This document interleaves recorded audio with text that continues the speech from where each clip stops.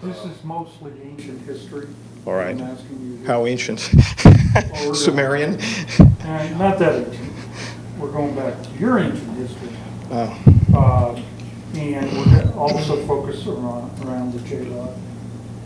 And there's only 10 questions here. It looks like one was added, but I'm just going to let you talk, whatever you want to talk about freely. I'm just going to ask you the first question and we'll continue. Yeah, I just prefer it be more of a conversation rather than a. The other makes me feel as though I'm testifying, and I'm prepared to do that as well. Okay, raise your right hand and put your left hand on the Bible here.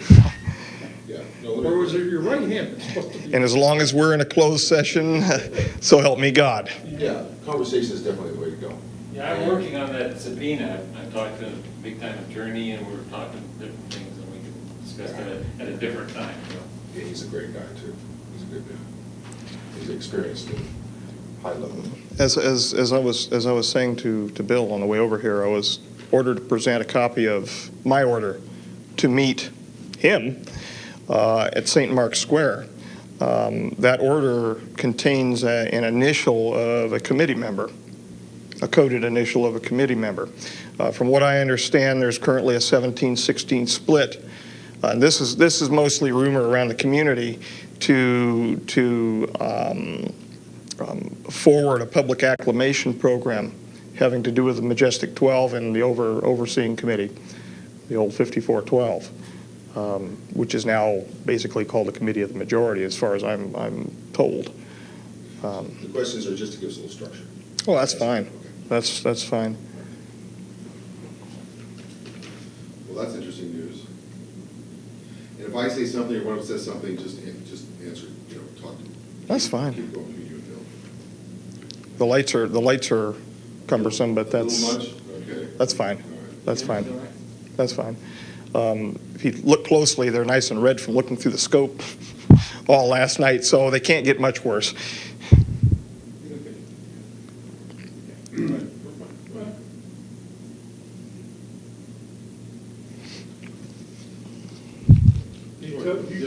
Yeah, go ahead. Oh, okay. Yeah. Okay, the first question, Dan, they want to know is, where did you work in the mid-90s and how did you come to be employed there? Well, several locations in the mid-90s. I had some cover positions here in Las Vegas, which made me look like a good old-fashioned Joe. In fact, I had some police experience at the late 80s. You're probably centering your question around the work for the government. In 1986, I was approached while working as an undergraduate student in Dr. Bert Bell Barbero's office in his parasitology laboratory, to be exact.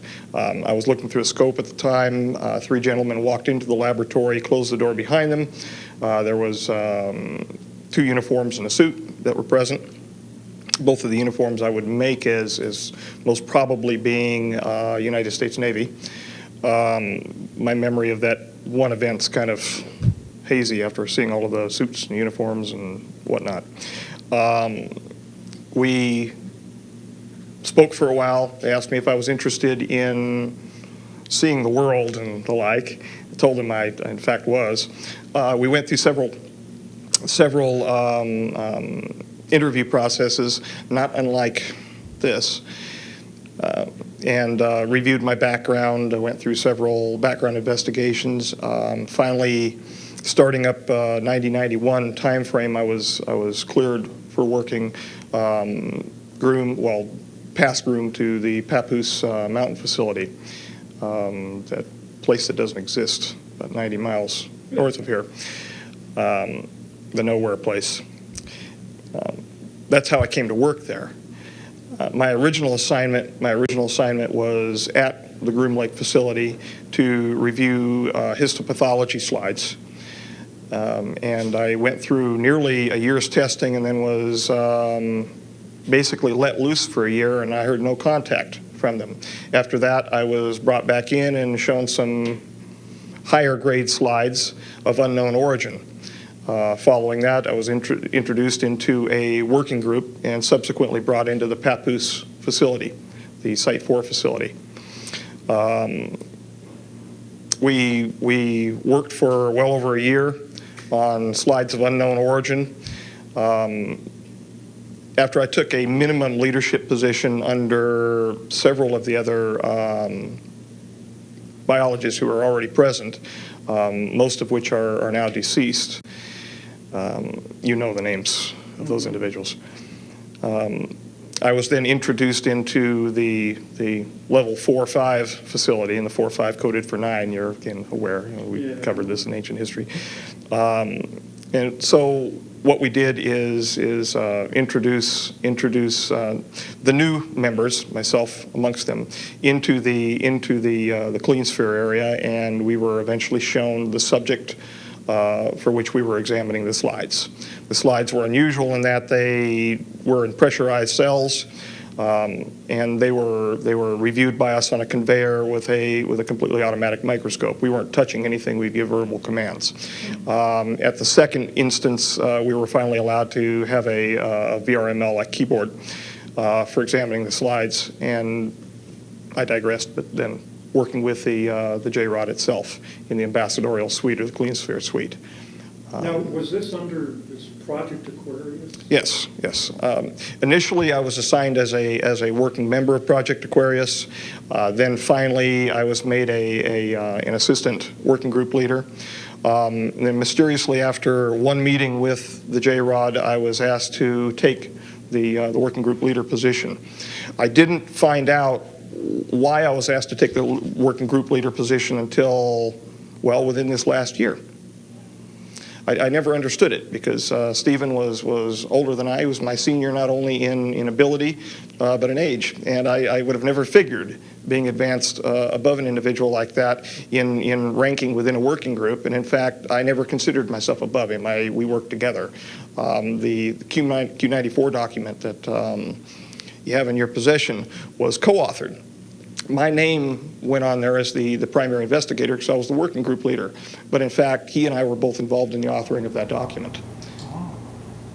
Okay. Now, could you explain briefly what you were briefed on who and or what J-Rod was? Initially, I was briefed that J-Rod was an alien, specifically from the reticulum system, to reticulum 4. I had no idea the truth. Yes, from 2 reticulum 4 now, but I had no idea the truth of how they came to be. As I said to you before, I have never met an alien, but I have met an extraterrestrial. I found out subsequent to interactions with the J-Rod. And again, they have personal names. The term J-Rod simply means 15, which was a basing name for where they're located, the number of light years from our location. So they took those names. And they identified through the Sigma protocols, the linguistic protocols, with a rod symbol, which was an inertia symbol, and the letter J. And in fact, that was a combination of Mayan and Egyptian numerology having to do with a rod and a J, meaning 10 and 5 for 15. Okay. Now, 15 light years away, is that the police 876? 876 Charlie, from what I've been told. Now, he did not specifically tell me that was the location, but the number 15 was mentioned. Well, they don't call it, apparently, Gliese 876, whatever, Charlie. How did J-Rod get here? I mean, how did he, 15 light years away? He crashed in 63, from what I understand. Oh, was that right? Outside of Kingman. Okay. Kingman, Arizona. Right. There was a problem involving his physiology and his biophysiological communication with the craft went wrong. And of course, he's ill, as we know, with the MGUS and the paraprotein associated problems. And he crashed. And how was he? Was he transported immediately from that crash site to the S4 facility? And how? That I don't know. Okay. That I don't know. You don't know how he came to be at the facility? I believe he and associates were transferred separately. Originally to the Groom Lake facility, and an associate to, I believe, Los Alamos. Los Alamos. I have no independent verification of where the associate went, though. All I can say is that he was there at Site 4. Now, you interacted with J-Rod. Was there a general procedure for this interaction? Well, there was not a general procedure. There was a very specific procedure. Very specific, okay. After we would be brought in with our helper biologists, there was controlling helper biologists, those in the gallery, and then the introduction specialist, which was myself on a number of occasions. We entered the clean sphere through a large series of protocols involving pressurization and compartmentalization, no pun intended, until finally we were pressurized in fully encapsulated a TEC, a TES, total encapsulated suit for entrance into the clean sphere.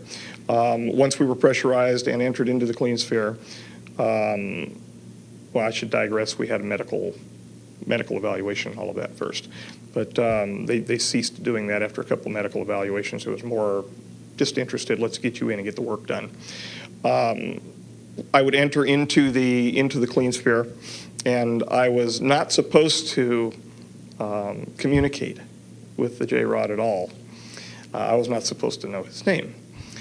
The reality is we were communicating from the time that I entered into the ambassadorial suite external to the clean sphere, talking back and forth freely. I could hear whatever he was projecting at me from thought, and he could very clearly hear what I was thinking. I say hear, meaning perceive. I was supposed to stand over by a hologram projection system, which was run as like a teleprompter system, over to my right, that would be run inside of the clean sphere glass. Hold my hand up and mimic certain signs. And it became a joke. It really did. It became a joke. Those folks who were watching from the gallery running the show thought that I was standing there and mimicking the signs, and this was the only communication underway. They perceived on the day that the approach, the close approach that he made, the grabbing incident that he did with me, they perceived that there was a communication that occurred. So I began getting questioned quite extensively whether or not he in fact was communicating with me, because he had promised not to, apparently, with the Sigma unit. I alluded to the fact that there was conversation underway, but I didn't talk about what it was until, of course, I was caught in my research protocol forwarding ideas that were somewhat different than what they expected, where they expected my private research was going to go, and this is much later.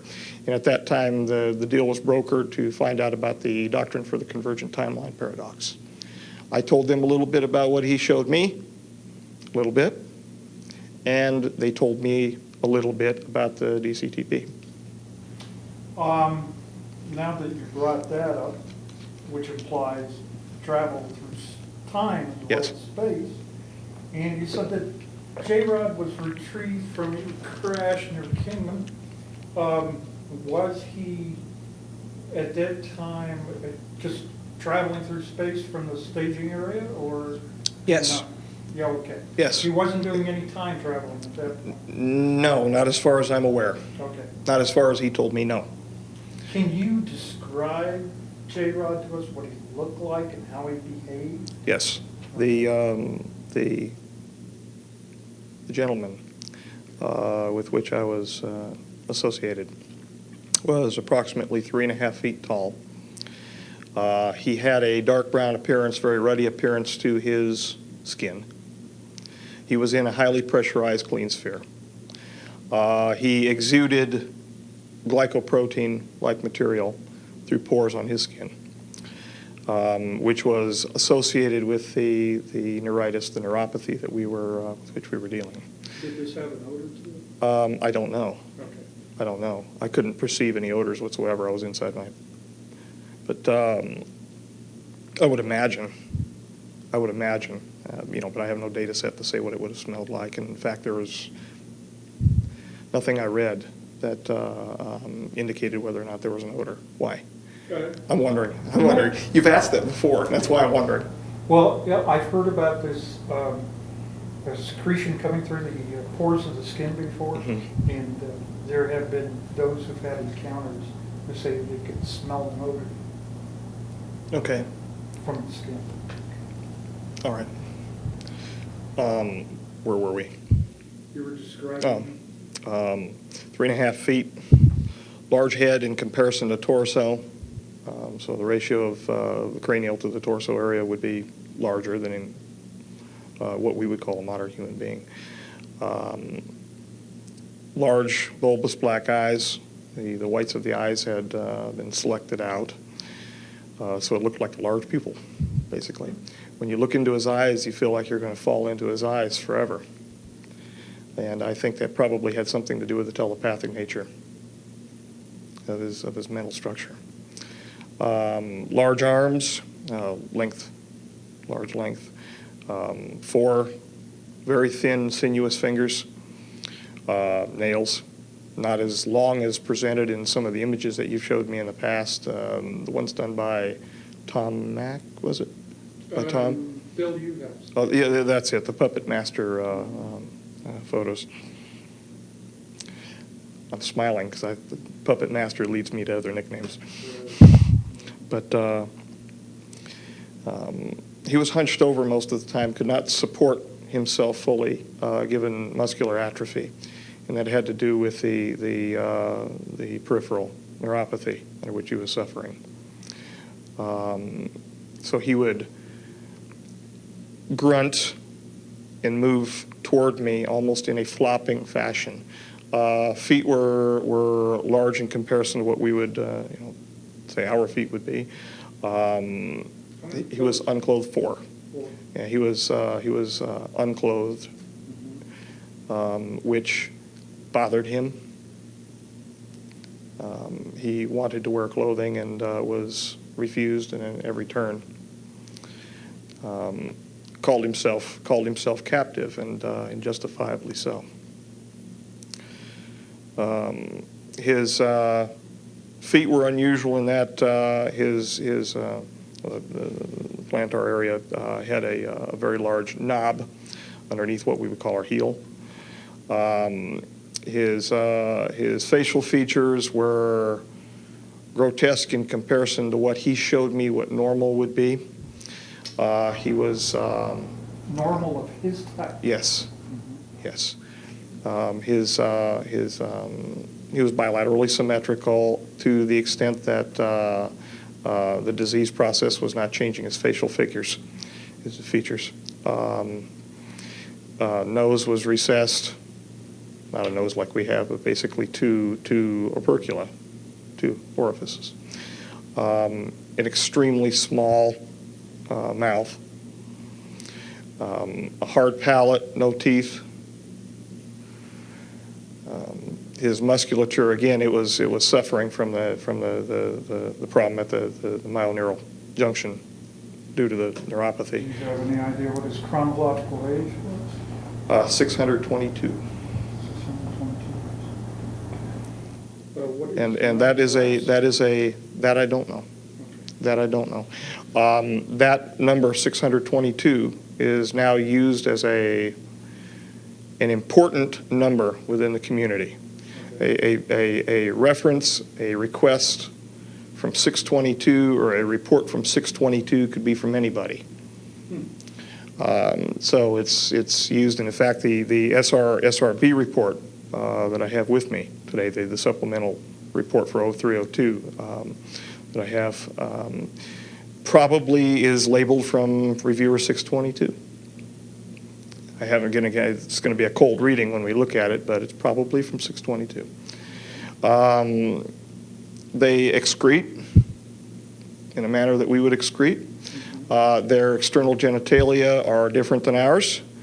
The females have somewhat like vulva, but they have a clasper situation. The male has a male clasper, the female claspers. And if it looks like a disc with rectangular solids that are rotated into position for clasping at the inguinal region.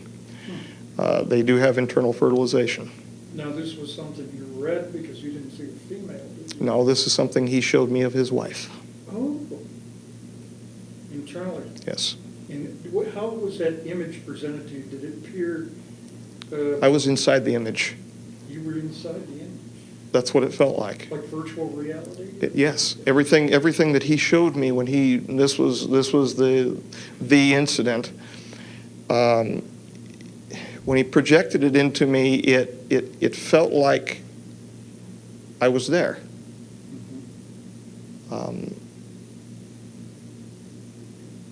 My sensations were heightened. Quite extraordinary. Was there a background perceived? Was she in a domicile of some sort? Again, excuse the pun, a gray surrounding, very, very dull, drab surrounding, almost like a concrete evacuation center, where you'd have evacuation zones underneath the hotels in case of a mass casualties or a mass disaster, where it was a very clinical environment. Huh. So were you impressed that he was kind of depressed about his situation? He was extremely depressed. If we were to term him human, I'm not a psychologist, but I think he would be termed as clinically depressed. Okay. He wept, but he didn't weep outside. He wept when he was with me. Well, could you estimate what his level of intellect was? Smarter than me. He was smarter than me by a long range. Did he have a wide range of knowledge? The mathematics that he showed me blew my mind. Was that right? He showed me concurrently not only the equations for the rule of nines, but he also did so diagrammatically, and he did so with three-dimensional, like a VRML system, where I was watching cubes come together. So that if I was not understanding the script, I would understand it as a child learns group theory in mathematics. Highly evolved, highly intellectual, highly repressed emotionally. When I was with him, I felt great happiness to be with him, but I could feel his great sadness, not only because of what he wanted to become, what he knew he was by being present with us, but where he was and how he was being treated. He was not part of the group that has to be catered to involving the T9 treaty that was just signed. He wanted to help. He was willing. When I went in, for God's sakes, I took well over, nearly 300 individualized aspiration samples from his neurological system. He would hold his arm out for me to take them. There was no pain medication. And whenever I would fire the introduction system to remove the sample, it was an aspirative avulsion system, he would cry, and then he would just stand there and look at me. There was a suction. Yes, yeah. In fact, I would bring the sample after the initial removal from his tissues into the introduction system, and then approve it and move it from there to one of the helper biologists. Usually it was Robert, outside of the clean sphere, and then he would move it from there to be handled under our normal protocols. It was a level 5 past our the BMBL system. He'd just stand there and take it. So, do you feel the communication that he established with you when you were in contact with you, could he extend this communication over any distance? 60 feet, 60 feet? definitely 60 feet. Okay. It was So- 60 feet from the center of the clean sphere to the introduction ramp going down into the ambassadorial suite.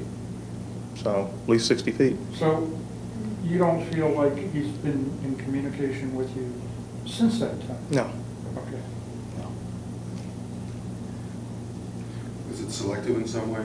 Was it willfully selective on his part, who he wanted to communicate Yes. with? Yes.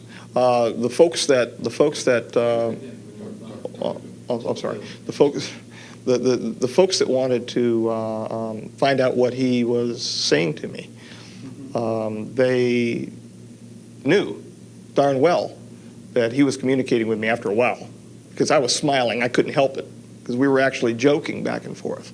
And, you know, they didn't know. They didn't have any clue. They didn't have any clue what he was saying. So it had to have been selective. They certainly wouldn't have pressed me like they did after I woke up from the big attention scenario. I woke up outside of the clean sphere. I was drug out of there by Stephen. He finally got a secondary suit on and drugged me out of the clean sphere. No, they had no clue. They had no clue what he was saying. I'm sure of it. They were extra rough in removing my plug and my catheter and all of that business after I got out of the TES. Yeah. One of the things that I want to ask you now, departing slightly from this subject, we're going to ask this last question, then we're going to take a break, okay? And then we'll see where we go from there. But I'm smiling because I'm envisioning the lack of the lights. yeah, okay. But everybody's Yeah, I don't been like this asking at all. me, why, and of course, you're gonna have to restate this again, why are you talking to us now? What is your intention in telling us about this, about your involvement? It's multifocal. It's multifocal. There's several reasons. The largest reason is not the most important reason. The largest reason from a personal perspective is to step out from under the Black Ops community and retire.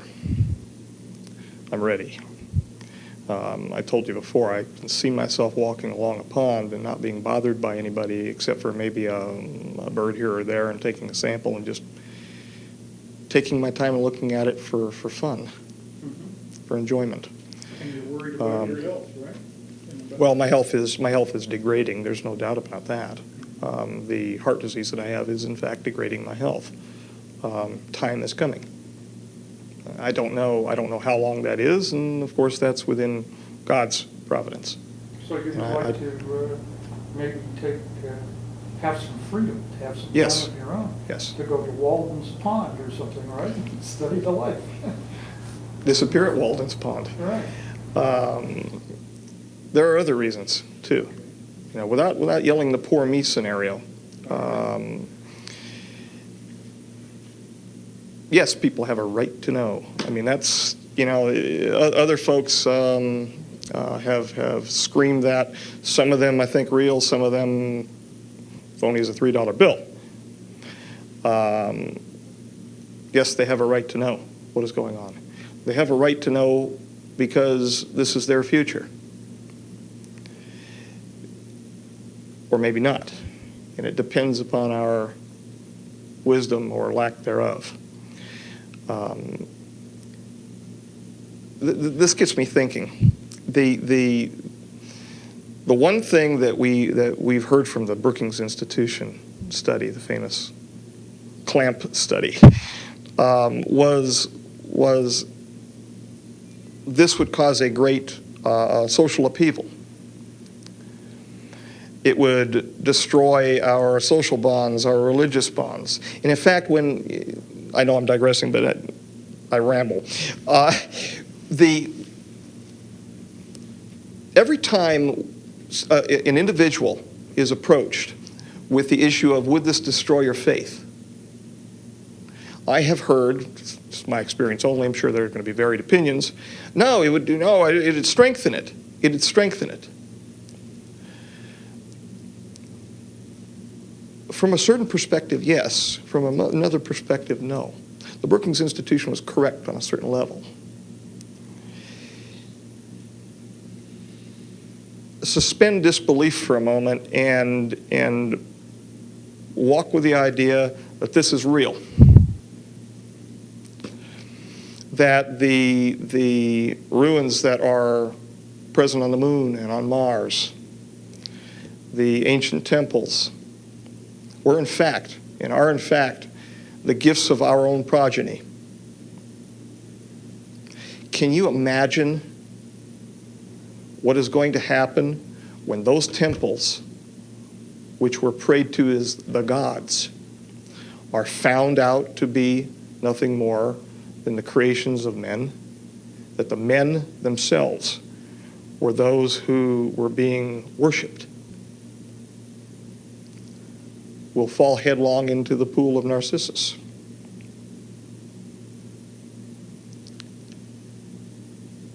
And maybe that's a good thing. Maybe that's a good thing. Maybe we'll find truth, love, God, in something other than buildings and stones and marble. Maybe we'll find out who he really is. Or she, it, or just us. Do you want to take a break? Please. Take 5 minutes, yeah, let's take 5 minutes and talk about what we just talked about. Yeah. I missed a little bit about the clean sphere entrance in terms of suiting up, preparing yourself. You did mention the medical exams, which fade Right. out after a while. Right. But in the other tape, you talked a little bit more about some of the mechanical specifics, just to give a better image of That's fine. what it's like for you to do it. That's fine. Okay, that was The one. introduction gantry, the swinging The hose swing systems, goes all up. that. Yes, those things. Yeah, they That's just all visual, and I'm interested in the Dulce facility. Uh, Train on what you're Hold on, hold on, talking hold on, about. hold on. One thing at a time. One thing at a Okay. time. The other thing is We can wait. that might be pertinent to what you just did, what you just spoke about, was what you were looking at slide-wise prior to knowing what the unknown origin material was, what its origin was. Sure. You know, just what was you were looking at. All right. Without revealing. You want me to get into the microbial? Well, maybe just a general statement of what that was, All right. what you thought you were looking at. Just to give us a little. That's a good one. You know, 'Cause I had no clue, and in fact, they brought in who we got on our side, a biochemist to turn our attitudes around. And after about a year, he didn't turn our attitudes around. He finally joined us. And finally said, no, we can't do this without finding out the origin of the tissue. I see.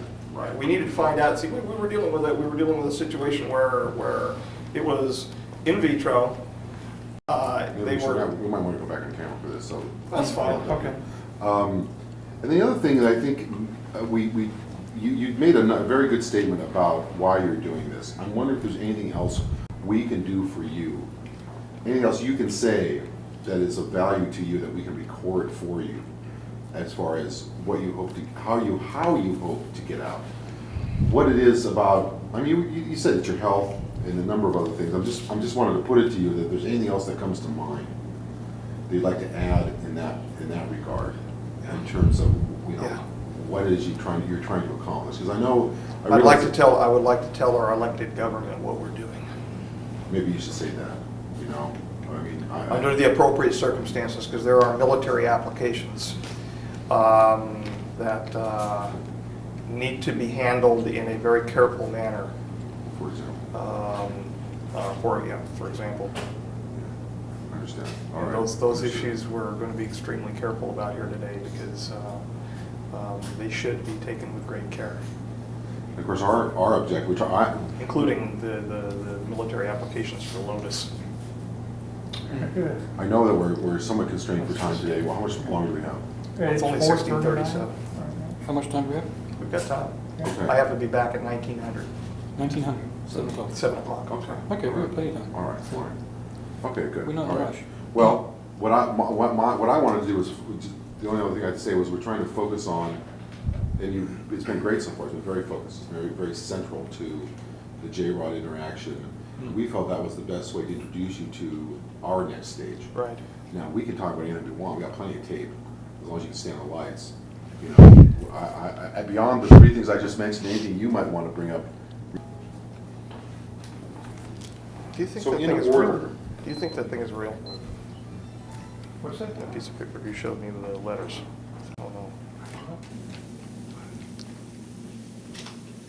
See, we spoke about another individual who has a heart condition.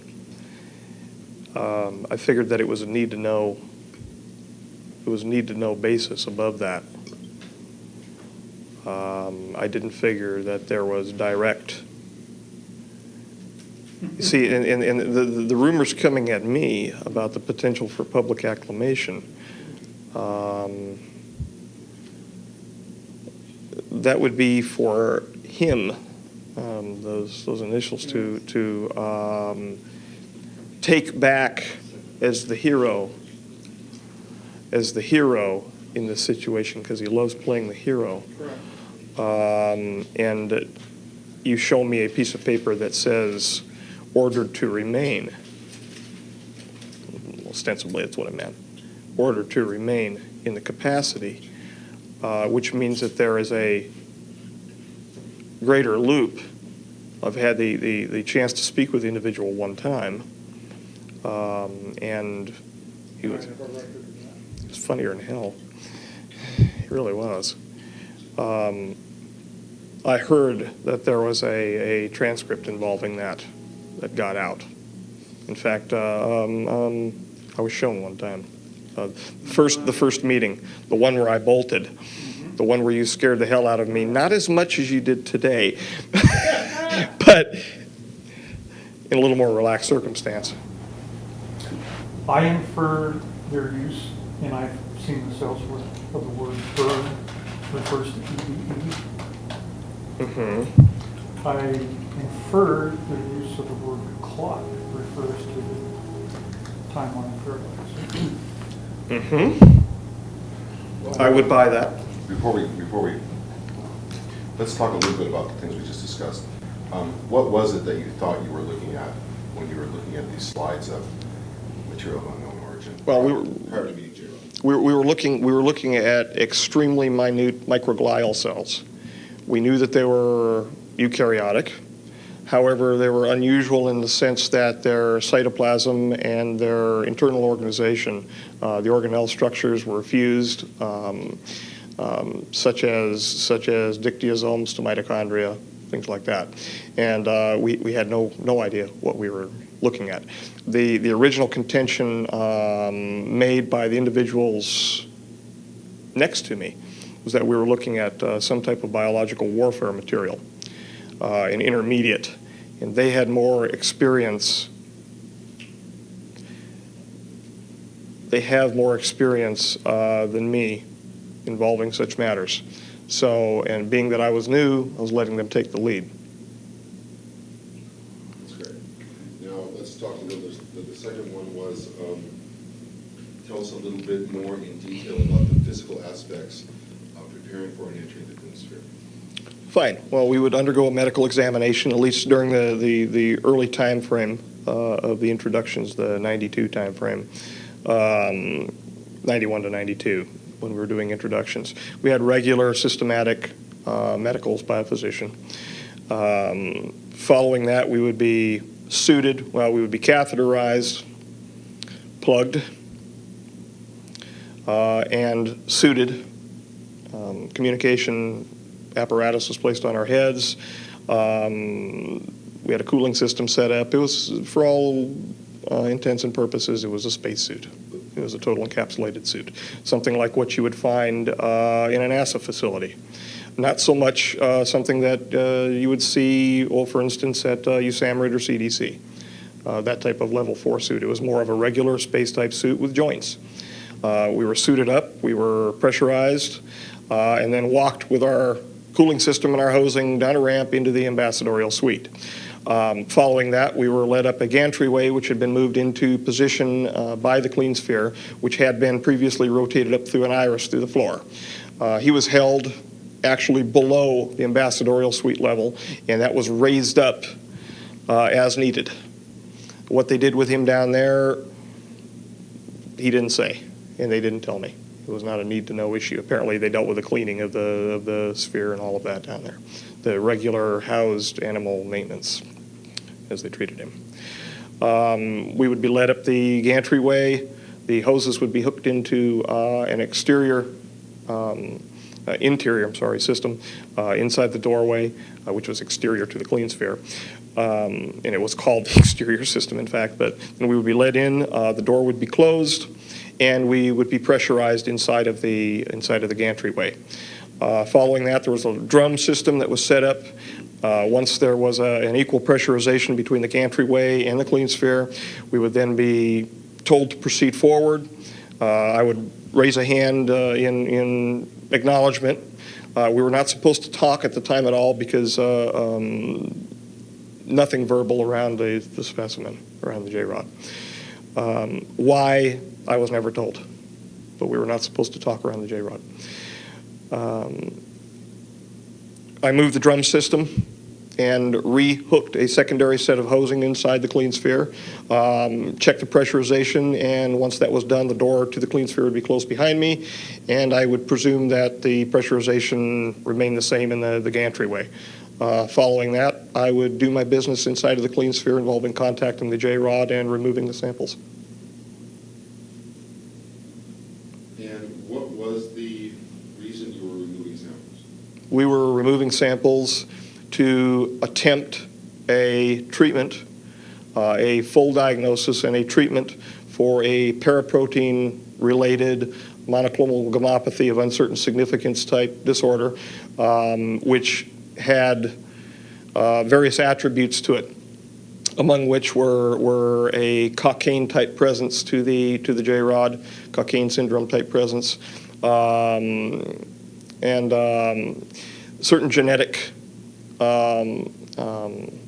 issues involving chromosome 5 and 17, which led us to Charcot-Marie tooth disorder, and their glycoprotein, their antifreeze glycoprotein problems. They were essentially they were losing heat because of the problems at their axillemal ridges. They were not transmitting the energy, something like a dystrophy. And when the action potential goes down a nerve, well, their action potentials were dying at the synapse. They were also losing energy because there was a demyelination process underway. That demyelination process was, since the Q94 document, was tied to a CMT1A-like problem, the Charcot-Marie tooth problem called PMP22, which is a protein number 22, which an overexpression of that gene causes a greater demyelination. We tied that to the demyelination issue involving the promoters for the PMP22. Those promoters, there's two promoters for it, were selectively deselected with the use of TFOs, or triplex-forming oligonucleotides. It's essentially an ssDNA vector expression system that we're using. Oops. Doesn't that? You're staring at me, Bill. I'm sorry. Bill, one thing. When you're speaking, when you don't sort of make any noises, just nod. That's good. When I'm not. Sometimes you're going ooh, ah, ee. That's Okay. just keep used to nodding. Great. That's all he's been doing is nodding. I shouldn't. All right. So do you want to simplify? I'm sorry, Bill. No, I don't. Actually, no. I think that's fine. I'm sorry, Bill. I actually understood some of it. That's all right. Doesn't that interfere in the demyelination process? Okay, isn't that similar to conditions that humans sometimes have, like, what is it, muscular dystrophy? Well, yeah, except for he wasn't forming plaques. Okay. He wasn't forming plaques. He was simply demyelinating, repairing the demyelination area with the immune system. They've got a cell-mediated immune system, humoral system, just like we have. The cells are different. They've got Philopodia, but very strange looking blood-like material. It's like it, but that's why we use the term analog so much, because it was different.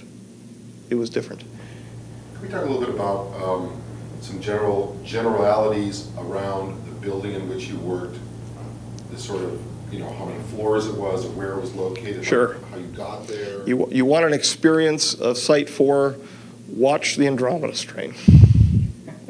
Except for there's a little more color inside of Site 4. They've got a nice orange stripe on the wall, and they've got a red and blue stripe on the floor, which gives you general directions depending upon the floor you're on, and you can't move without getting stopped anyway. Now we're talking separate to the groom facility here. I'm aware of several floors at the groom facility, and then finally the majority of the hot stuff was taken over to Site 4. We're talking 4 basic levels. The first level, and they're coded 4.1, 4.2, 4.3, 4.4, and then finally where he was stored is 4.5. And that 4.5 designation was painted on the wall for him because 4 and 5 is 9. That's why, in fact, they built 9 hangars on the Galileo and Sidekick levels, the 4.1 level. The 4.2 level contained the looking glass, Alice's glass. In fact, outside of the door for the major facility, there's a white rabbit with a clock. A very large, it's a statue that's probably about that tall, and it's held above the doorway. It's wired above the doorway. The looking glass, I find out, is one of the ERBs. It's an Einstein-Rosenbridge promoter. It uses some form of, this is found out, Jesus Christ, in the last 2 weeks. I'm asking the right questions there, I guess. It's composed of a spherical, spinning, arced, rectangular solid matrix of nickel, cadmium, and barium. There is a spinning disk underneath it, which is supercooled. Into this is injected into the center of these spinning, and I'm not a physicist, spinning disks, is injected an argon gas. Into that is injected some type of repulsion matter. It's a gravity repulsion matter. They are obtaining the gravity repulsion matter from the heavy materials that have been obtained from the J-rods, the 115 variety material. And apparently when they bombard it with enough electromagnetism, this stuff repels gravity, and it turns into some sort of exotic matter. They spin it fast enough, it opens, or they can see through it. And that is, from what I understand, the great prize in what's going on in the world right now, are those devices. Why do you think the British are running around Iraq right now looking for the climatological records that are just happen to be disappeared out of the Baghdad Museum with the rest of the cylinder seals? And you're going to see some cylinder seals today too when I show you some report. So Dan, does that mean when they're engaging this device in Project Looking Glass, Yes. is this something that they use only for the transmission of information, or can they transport a material object through time? You know the answer to that. At least you've probably heard some rumor. There have been mistakes. There were mistakes. Animals were attempted to transport from one location to another, the production of 2 of the devices, and they put them in resonance or something like that. I'm not a physicist. I don't know. But I was, in fact, present during a human attempt. The human did not survive. The human was not put in there under duress of any sort. It was a volunteer situation. and the human did not survive. The human did not move. The human stayed where the human was put. But the human changed, and I don't want to talk about it anymore. This is an attempt at time travel? It was an attempt at well, in essence, yes. It was a linear. It was a attempt to transport an individual over linear distance, which I understand is the same thing as time travel. If we're talking purely from the Einstein, Translating time, space. distance is time. Like a transporter? Yeah. From what I understand, they've only used it for information purposes. Aside from that, how they get the information out of it, no clue. I don't know. What specific information they've obtained, I only know of one piece of information, and that is the rush, why the rush is underway to get Lotus done by the 2005 deadline. That in fact this group of J-Rods that are not complying with the wishes of the committee and the wishes of the rest of the J-Rods and the associated brothers, to put a clamp on them so that they stop their influence within the political structures of our government, including the financial structures.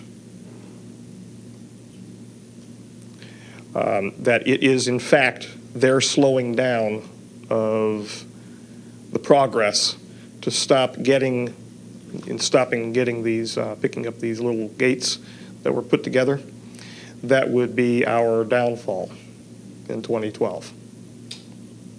Okay. Do you want to say anything further about the Stargates? Or their use in 2012? Well, Before we go, Bill? let's finish up our third objective when we turn the lights back on. what can one do for me? Yes, exactly.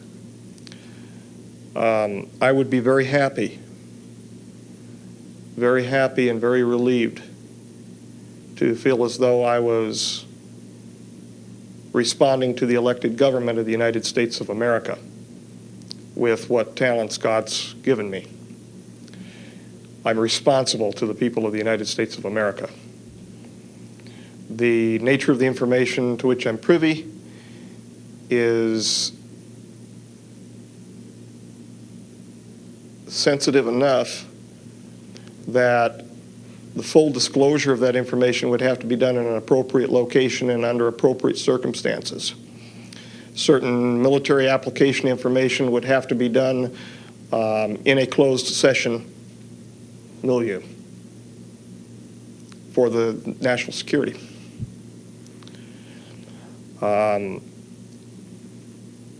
As I said to you at the Luxor, the Congress knows it's not in control. They know that this is a wild train out of control. And they want that control back. They're not stupid. They know that there are things that are going on down the hall from them that they can't fathom. They deserve to have that back in their hands because that's what they were elected to do. And if we care at all about what's left of our Constitution, they deserve to have that in their hands. Aren't we the masters of our destiny in our country? Aren't we supposed to be? Yes, sir. Supposed to be. Okay, yeah, let's break for a minute. And, you have a question, more questions, Jordan? I want you to do it.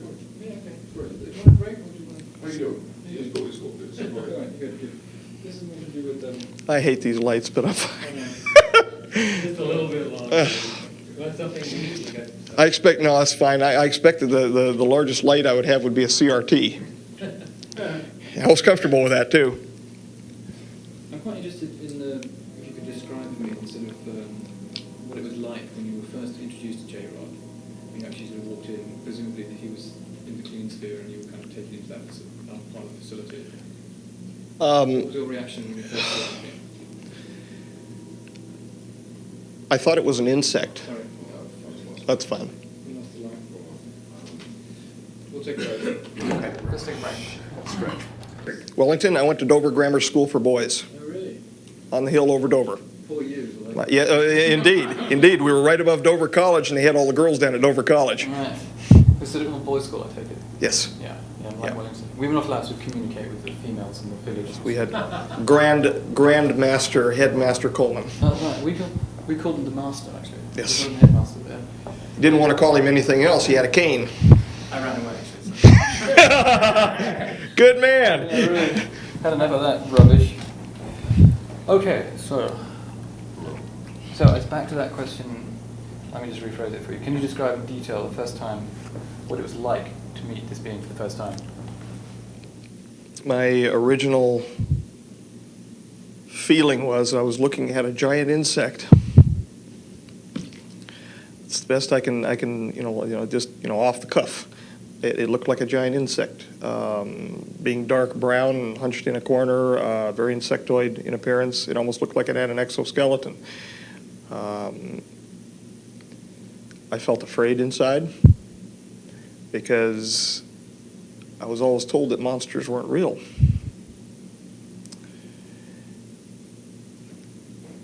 And now I find out they are, but they live in the heart of men. It was fear, excitement, complete astonishment, because honestly, I thought we were dealing with some sort of monkey, something like an old world ape or the like, but indeed it wasn't. That's what my feeling was. This, I'm not going to lay on and talk about how intellectual I was at the time about it. It scared the hell out of me. What in terms of actually when you first confronted with the idea that it was, a non-human being, an extraterrestrial, something not of this world?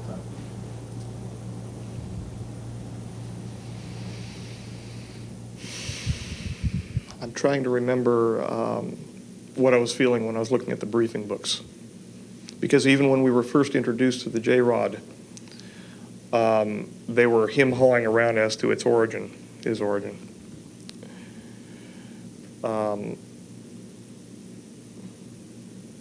Poppycock. I didn't believe it initially. I didn't believe it. However, deep inside, I held open the possibility, because of what happened to me earlier in my life. I held open the possibility that such things could be true.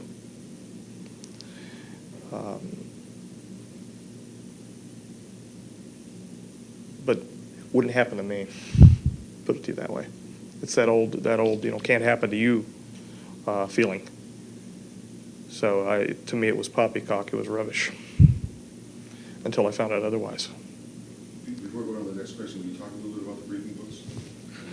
That series? Sure. They were called King Tuts, and they were basically King. They were all labeled with K's. The ones that I was allowed, they were blue binders. They were all labeled with K's. They had DTIC on the front of them, and I still don't know what DTIC. This is 1987. End of 87, and I still don't know what the letters mean. I haven't done independent searches on the net, or I would be. So if you can tell me, what does DTIC mean? Hey, it's a shot for me to find. You don't know either. They had a white DTIC printed on the front of them. They were marked with several sections, including physiology, general biology, social structure, political structure of the J-Rods, their origins, potential implications for interactions with humankind, cross-contamination issues. They were full of as much information that I could take in during the times that they were allowing me to read them. But I still don't know what that damn DIT or DTIC means. They were called King Tuts. They were update books. The one person. This is another reason why I didn't figure that, how Stephen how I could be promoted to a working group leader above Stephen. Of course, I found out and I told you why. Right. At the time, because he kept the updates. He made sure that all of the King Tuts were updated. He did the briefing films that are still resident at Site 4, or at least the last visit. So, you know, the man of that importance, I couldn't figure out why. But again, that's moot. Yeah. I mean, what was actually in these briefing documents? I mean, can you explain a little bit of the detail? Sure. Close-knit, very well-ordered society, one which is numerologically based, one which speaks to others that were called brothers, that I now find out are those who left on a spiritual path to another location, to the famed Duat of Orion, the Epsilon Orionis area. Head-to-toe physiology, including real autopsy photographs, not the Santilli kind, but the real autopsy photographs. He can't sue me for that, I hope. He won't raise his head probably, but that was disgusting. The Brookings Institute paper was present, as well as several position papers clarifying the Brookings Institute. However, each of these that I was allowed into, they had separate folders and they had separate clips within them inside these three-ring binders. And I was told which numbers I was allowed to open up. And they were given to me on a card, and those are the ones that I was allowed to review during the times that I was allowed to review them. Most of the stuff, I mean, they had everything from military applications, the physics of the craft, and I couldn't have cared less. I was more interested in taking in the biology issues.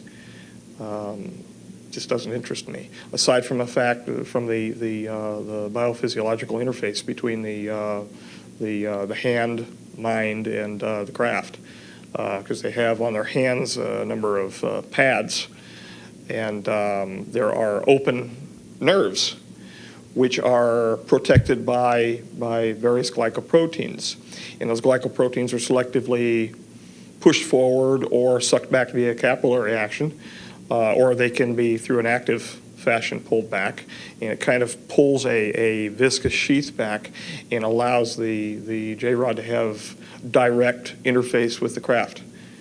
That interested me, although most of it at the time, and still some of it now, I have no understanding of. A lot of it has to do with electronics that I don't pretend to understand.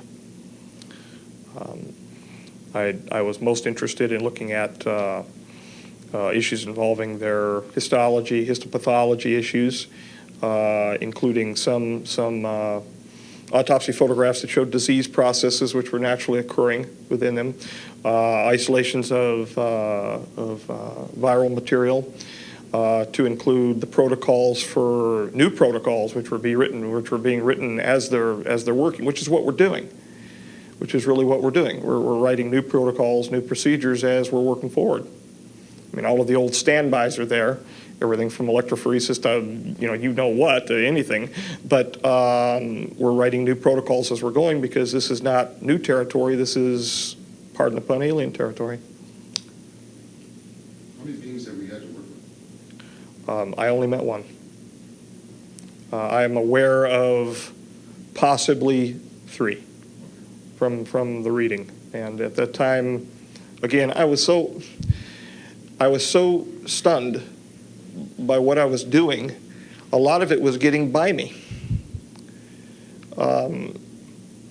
When I read the word extraterrestrial, I tunnel visioned,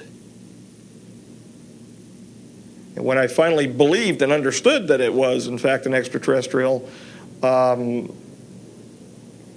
numb. Okay, thank you. just want to ask you a question about the telepathic communication, the nature of it. What is it actually like to communicate with one of these beings telepathically? And what do you hear something in your head? Do you hear images, see images, or? I could hear my voice. No, you can hear yourself think. Sorry, can you look at the film? Sorry. Oh, yeah. Habit, looking at the people that are. I could hear my voice. However, the cadence, the affect was something that distinguished it other than me. It was no great booming voice from the heavens or anything like that, and I'm glad I do not have a proclivity to hear voices in my head, and have heard none since. But people could probably challenge that. But I could tell that it was somebody other than me, and I could tell because I felt drawn toward the subject that was sending the communication. When the J-Rod spoke with me, prior to the bombardment of the images, it was something that was part of me, but not part of me. I actually felt non-resident for a moment. It was almost an OBE type feeling. And then I could feel myself pull back and experience the sound. It was physical. It was more real than touching an object. And that's the only real time that I felt anything, more physical than physical.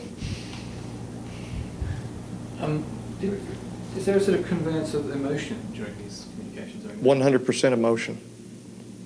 If he was upset, I could feel his pain.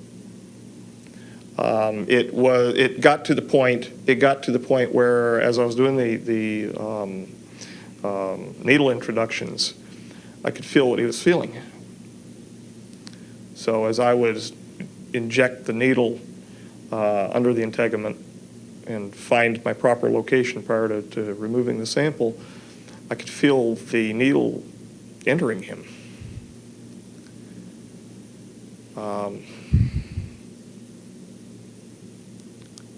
So I could feel his feelings. Were you aware of Bob Lazar anytime when you were there? Anything about it? I saw a guy out on the Mac outside of the Galileo, the 4-1 area. He was barefoot. And he was just staring off in the distance. This is as we were coming in on the helo. And they keep you within a very confined walking area. This is before they started taking the buses. We were choppered in. When I saw him subsequent to that, when he did the famous nap videos, could have been. It could have been. And this was early on. This was. I can't prove it. Okay, and I could not positively identify that being Bob. I am aware of his name being mentioned up there, and it was associated with the term bottle washer, which means an engineer, but not a working group leader or anything of the kind. They would have said a DIR or a for director or a geek.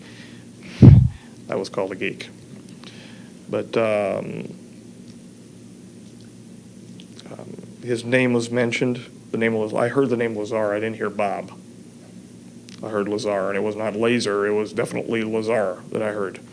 But I never had interaction with him or, in fact, anyone else from Galileo, Sidekick, or Avionics. How successful were you in assisting this being medically? Temporary assistance, temporary relief of pain, temporary meaning weeks, temporary adjustment of muscle tone, and then flat out nothing. He got worse. the exacerbation, it got out of control again on him. Since then, there have been, and I'm not certain if he's resident there or not now, there has been a progress, we'll just say progress, involving what I was yammering on earlier about the Charcot-Marie Tooth disease, the CMT1A. Their DNA is triplex. And it's not triplex in the way that you would think of a number 3 helix wrapping around the major groove between the 1 and 2 Watson Cricks, the duplex DNA. Their DNA is triplex to the extent that there are what we nicknamed hangers. They look like they're rosettes. The DNAs look like rosettes. They're triplex and then they're braided. It's a supercoiled DNA situation. And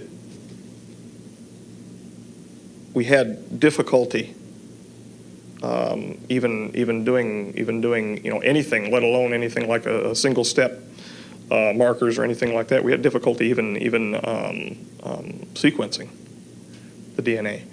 Our long interspersed elements are genes which have been shut off, that when combined with the appropriate Hoogsteen base pair milieu, produce a different being, what we were before they made a mistake, a grave mistake. That leads us to our next question, doesn't it? Kind of where they're from and What are we going to do the treaty thing? They're from here. the treaty thing, yeah. Oh, Yeah, you mentioned this exchange, there was an exchange going? Or there's been exchanges going on since they spoke with us in 41. what's the nature of this exchange? Um, They wish to find a resolution to the broken resonance between they and the other half of they, the so-called Orions and the Reticulans. They also wish to, for fear of extinction, have a relief of the paraprotein-related problem. And speaking about that just for a moment, we found out that some of the disease process under which they're fighting is a PNA. It's a peptide nucleic acid. I don't know if a protein-associated background nucleic acid. And that protein-associated background is a prion, which goes to one of the things that they wanted me to do at Sweetness. Very dangerous, very dangerous. But the exchange process is to solve the problem to prevent what went wrong in 2012. And the rogue, if you will, group of the J-Rods are not cooperating with that. But a deal has been brokered for the T9 treaty to be held in abeyance until 2005. When that treaty is upped in 2005, once they receive what they've asked for, and they should be receiving a little more, and I've already mentioned some of that material that they're not aware of yet, the PNA material and some of the things that we can do with the oligonucleotides to possibly help facilitate their problems. But once that's upped, they are supposed to come under the auspices of the general agreement between the Committee of the Majority and their respective societies.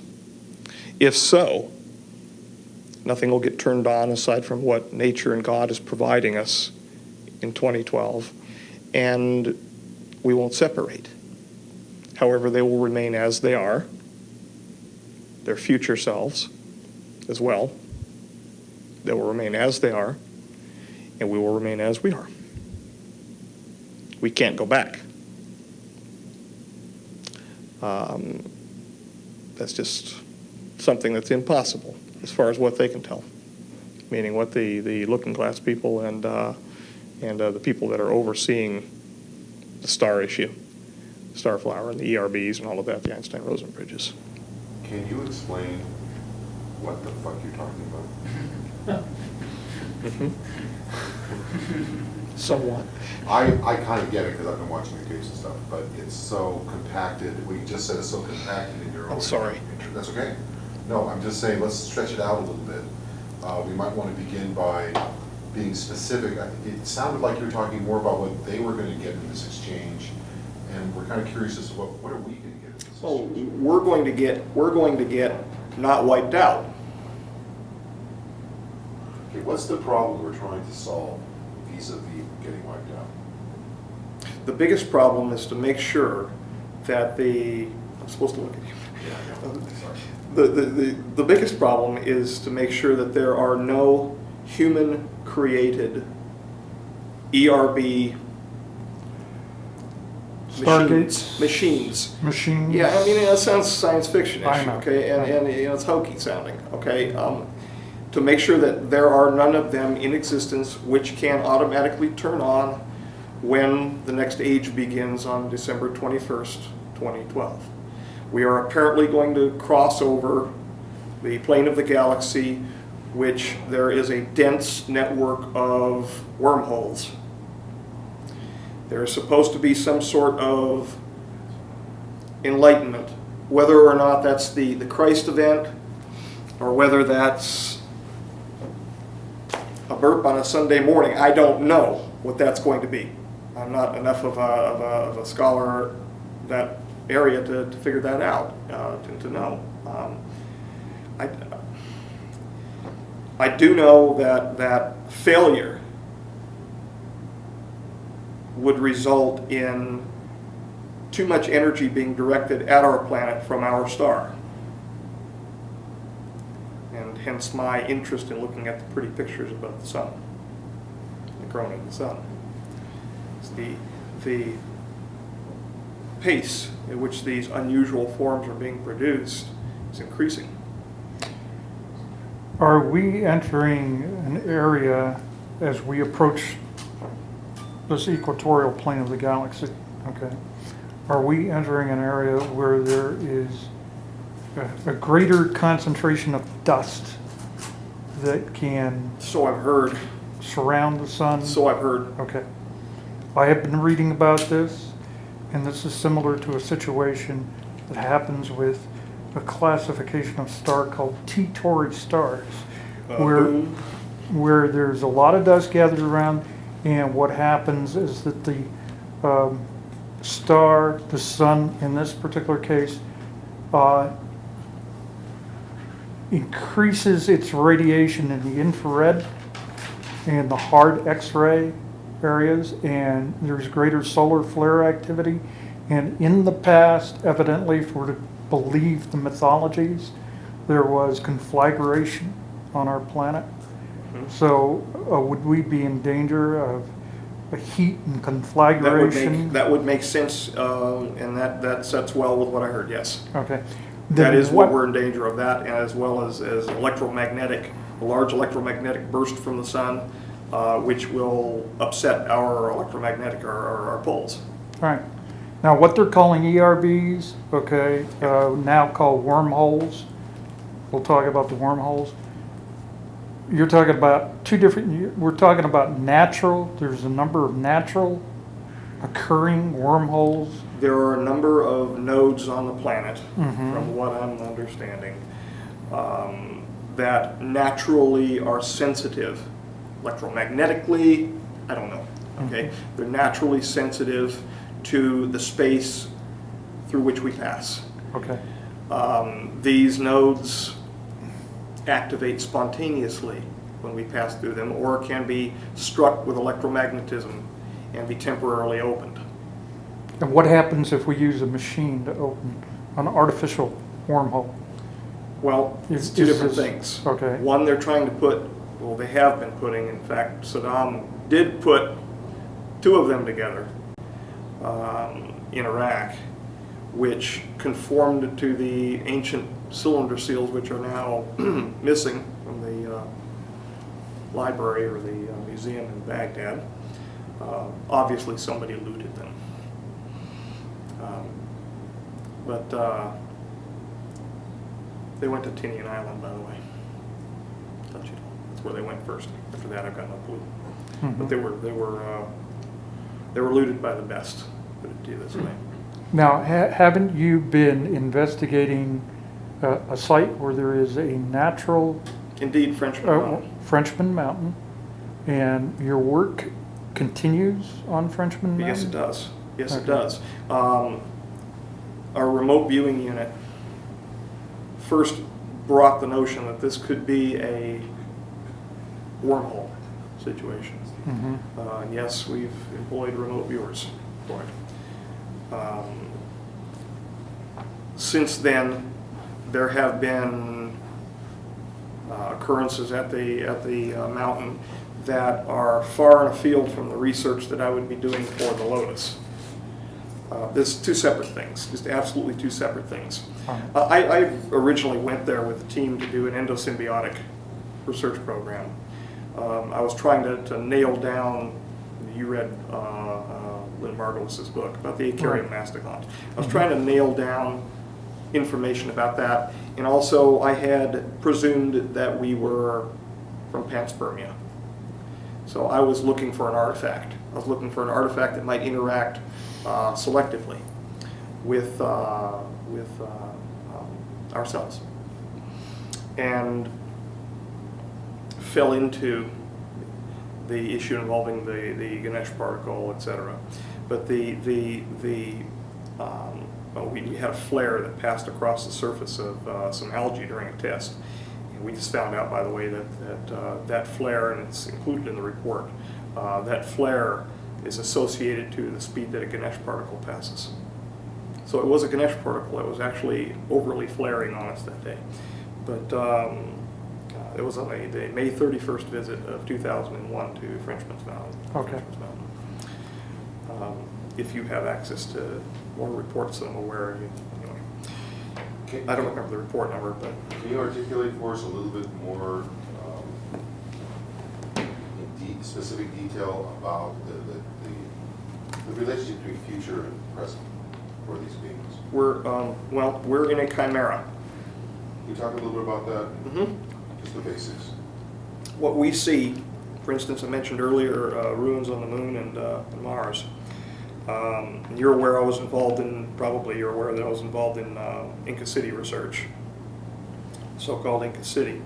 That's because the J-Rod showed me that as an image, but didn't show me that as an image of a dead city, showed me that as the image of a future city, a living, breathing society, post-damage here, post-catastrophe. We are literally looking at things that are present, but according to a linear timeline, haven't been built yet. Now, if that isn't confusing, say you want me to explain what the hell I was talking about, if that is not confusing, it confuses me. Well, you're the best man for the job right now. Tell us. Look with lights.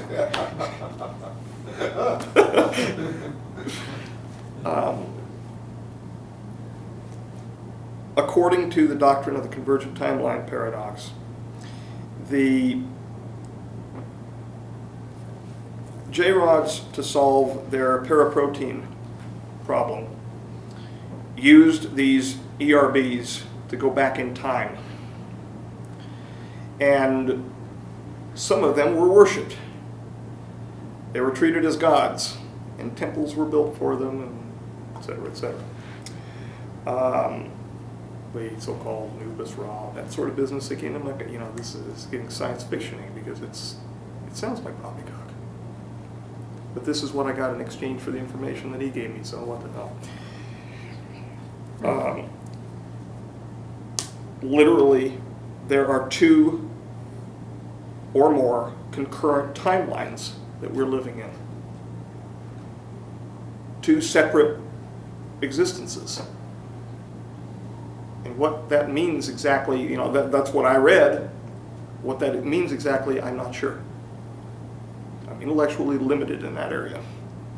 I didn't, well, I got a B in philosophy, but I'm intellectually limited in that area. And I don't want to present something that I don't know is fact either. That would be not right. But to solve their problem, they messed around with us even earlier than earlier when they had been treated as gods. They went back, treated as gods, went back before. In other words, they could apparently select the timeline. How they do that, again, no clue. They manipulated our original DNA and removed a single strand from us. This made us able to mate with another experiment which was underway at the time called Neanderthalensis. And yes, I know there is no genetic evidence concerning the mating between the Neanderthals and the other brand, if you will, of our kind. That's because all of the genes have been turned off. Any of the unusual mating sequences aside from retroviruses that tagged along were turned off as part of our long intermittent sequences. They're part of the great repeats. And in fact, the Neanderthals, take a look at the number of long interspersing elements that they have in their genome, and that will bear out what I'm saying. I think there's a new article in the new scientific special edition, Scientific American, by a woman anthropologist who says her research shows that Homo sapiens did mate with Homo neanderthalis at some time. Okay. So, I mean, whatever research she wrote about seems to bear out what you're saying. Well, it has been believed that the crossbreeding mismatched our chemical and our structural architecture neurophysiologically, and that was one of the primary promoters for the problem that the J-rods now suffer. That it Yes. But I had my security present in case right. it wasn't. We're kind of wrapping up, and we're kind of in the middle of trying to have the opportunity, it's a good opportunity to talk about this time. And you were talking about going two different points of going back in the past, one and then one earlier. And what we haven't gotten to yet, though, is sort of a general description of what we're talking about here, in more in general terms. What the doctrine is. Right. This is ostensibly for the public. It's the paradox of killing your grandfather. It's the paradox of killing your grandfather. If you kill your grandfather, do you cease to exist? Michio Kaku, from what I can glean from his work, would say no. Would say no. It would cause two separate universes, two separate time streams. But in accordance with the doctrine that I read, his theory doesn't take into account that those two time streams could occur simultaneously. That the reality could be mixed, which is why there are so many confusing data sets involving everything from fossil finds to strata. Why there are so many conundrums involving the speed of planetary formation. There was a recent thing out that I had read about a planet being formed in a very short period of time, much shorter than what they had accounted for the accretion theory. And the way that it came through to me was it was a Keystone DCTP flyer, because I'm in on some of the loop, no pun intended, that these things are happening simultaneously. That a planet can form at one rate, and the reality can mix such that we can perceive it having formed at a separate rate. And go back and look at it another time and have another perception, because the realities are actually mixed. And they're also now saying that the Earth appears to be older than they thought it was. Mm-hmm. And its age, I have no clue. One would have to ask the Almighty. So you could look at something, are you saying that you could look at something one day and measure it, and look at it the next day, and the measurements can be different because a different timeline has then come into play? Yeah. And biologists, chemists, well, natural philosophers call that error.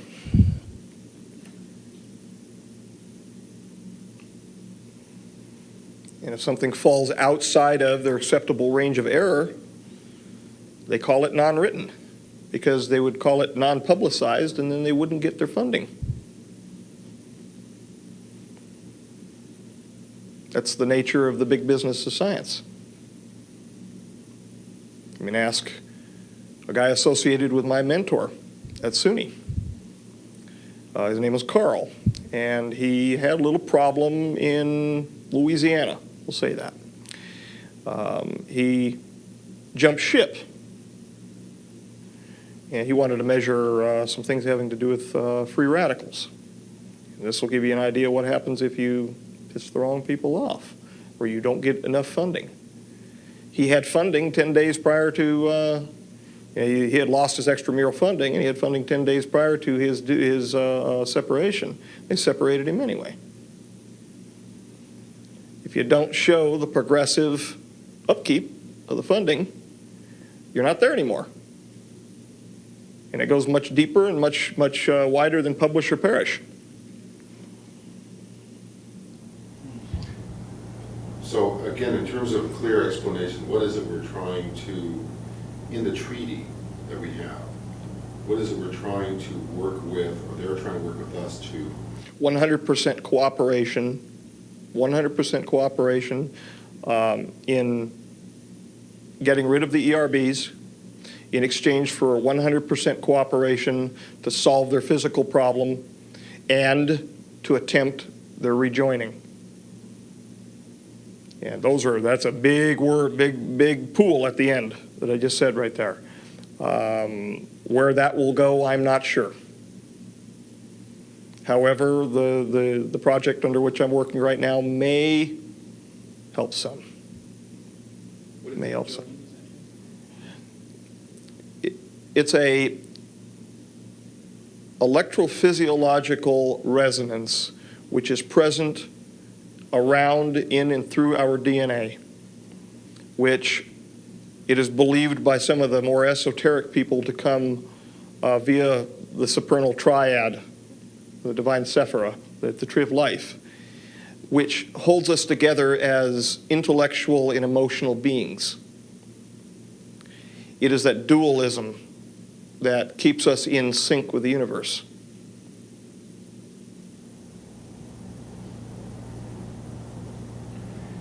Could you say a little bit about your sort of current conditions and where you're working now? Anything of that sort of what's going on with you at the moment, work-wise? Well, as in environmental, my environment, I am in an environment of I'm not going to get personal with the issues here. I'm in an apartment environment. There are children around me, which is wonderful.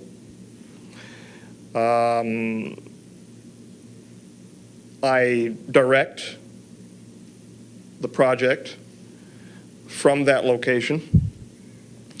Do some minor microscopy work from there. Nothing of a hazardous nature, any more than dust would be hazardous to you. In times of need, I'm transferred to various facilities, not worldwide, but nationwide, and work within those facilities under whatever the protocols that, we need to complete. Those facilities are as wide-ranging as Dulce, the Shady Rest, Site 4, the Groom Lake facility, Brookhaven, the Los Alamos area, the T5 section proper, and recently in this little event in Alamo Canyon. So I had to show, as well as give testimony, I had to show some evidence when I was there to a mirror. They were sitting on the other side of the mirror, so I hear. As God is my witness, there maybe wasn't anybody on the other side of that damn mirror. But they told me they were. Demonstrate results. Demonstrate data, yes. Show data sets relative, Project Lotus, and the 3 portions of it which are simultaneously underway. So you've been involved in this exclusively for 20 years, 15 years? Since '86. Well, I played with local jobs around town. Right. You had an environmental company, right? Kane Environmental or something? Yeah, that's when I was carrying the name Crane. But you're pretty much exclusively engaged in a project which is fundamentally tied to the future of our species. It is. It is, fundamentally. This project, without getting too deep into it, I've been accused of rambling by people before about it, but without getting too deep into it, this project is an all-encompassing attempt to grab for the brass ring and making sure that that brass ring is not the fruit of the tree of life. I'll grab just until we get to that point. Aside from that, I'm not going to try to barge my way into past the east gate of Eden. The people who do that get hurt, at least so I've heard. And you're bridging what we have traditionally called physics and metaphysics, it sounds like, into one continuum. Because some of things you're talking about are what are tied to what Well, indeed. physics refers to. Indeed. And not even just pop metaphysics, but the ancient esoteric sciences.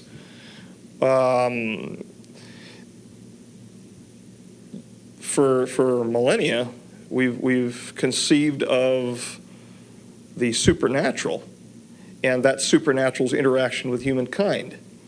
What we are seeing in this project is that it's not so much supernatural, it's natural, and it's been there with us all along, and we just haven't taken the time to look.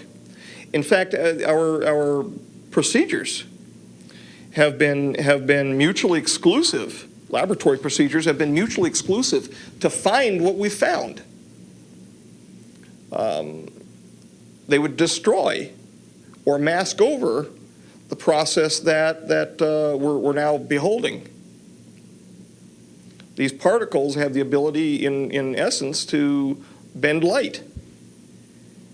And in the report, you'll see a series of images that show clearly where the particle is changing into the shape of a yeast cell, Saccharomyces cerevisiae. It's masking. Closer it gets to it, the more it masks. So if it passes by it, it looks like it. And then when it gets within close proximity, the wolf in sheep's clothing steps out and it does its business. Meanwhile, the average investigator, biological investigator, has ceased looking because the protocol has moved on. He or she has scanned a slide and has seen 2 eukaryotic cells and has moved on. One last question for you, then we're going to wrap. Gives you time to relax and get back. That means the lights go off. Tell me, the lights off. Tell me exactly in your own mind how you want to get out. How do you want to see it go down? Tell Bill. How do you want to see it go down? First of all, that's a deep question because I don't know where this is, how this arrangement was made today. Neither do I. So getting out is a loaded term right now. I don't know where it's going to go.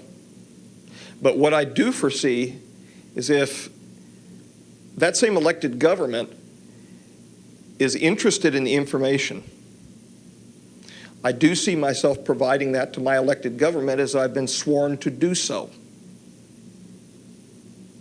Now, whether or not I'm prevented from doing so, we'll find out.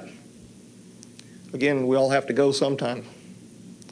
But I see that as the logical step, because once the information is presented to the elected government, and once I am no longer officially held, and it's not just the information involving the Lotus, there are military applications associated with it as well, biological applications. Once that information is no longer a constraining factor, freedom. Whether or not I'm yelling it on the chopping block, I don't know. But freedom nonetheless. Do you know who specifically you think you should be talking to? No. No. I would think that, oh God, I wouldn't know which Senate or congressional committee would need to bring me under their authority. I don't know which one. There's got to be one with the right name on it. And once that's done, under the appropriate circumstances, I will tell them everything that I know. So help me God. Maybe we can help you find out who that is. Let's wrap.